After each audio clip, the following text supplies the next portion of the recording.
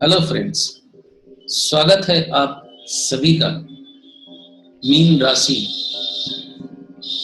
और शनि का धनु राशि में गोचर, यानी शनि का धनु राशि में गोचर फल की आखिरी कड़ी मीन राशि में आप सबका फिर से दोबारा स्वागत है।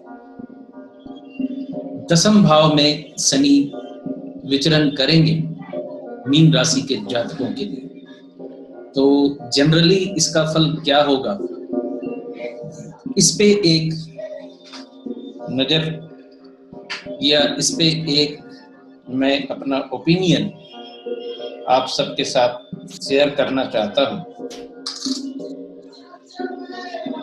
दसम भाव का शनि वर्चस्व देता है जातक को।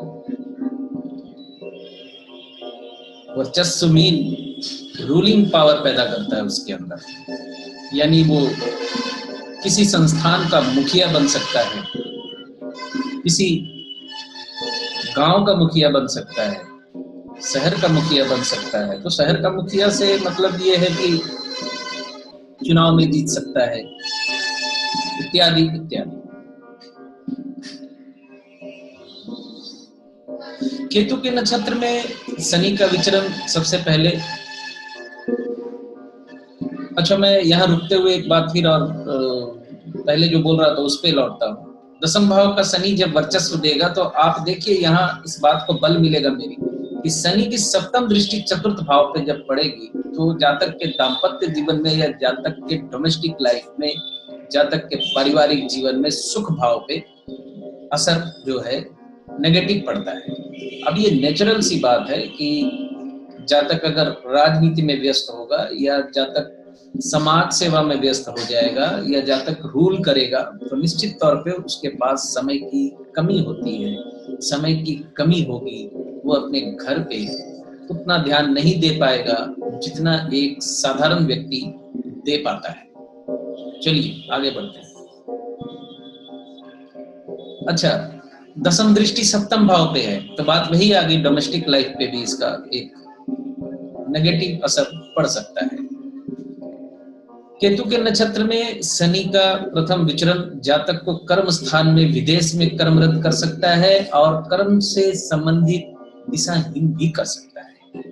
खर्च की अधिकता यह शनि आपको करवा देगा। शनि एकादशेष है, सफलताओं में कुछ कमी यहाँ केतु के नक्षत्र में होते हुए उन्हें महसूस हो सकती है, क्योंकि एकादश भाव से शनि द्वादश भाव में बैठा हुआ है अपने व्यय भाव में, माने एकादश से व्यय में, तो एकादश का यहाँ नुकसान है।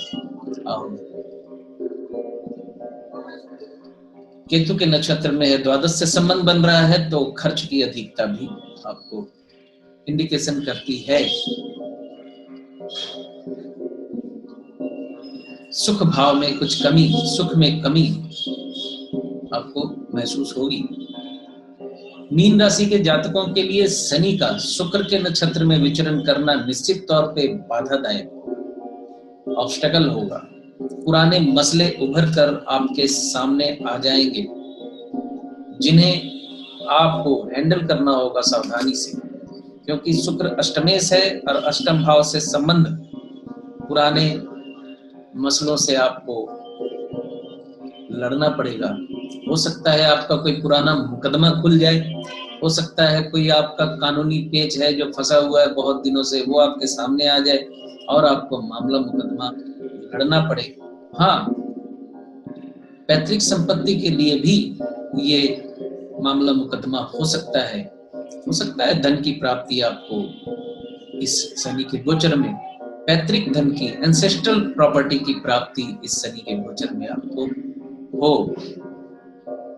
शुक्र के नक्षत्र में विचरण के दौरान आपने वाहन सावधानी से चलाना है।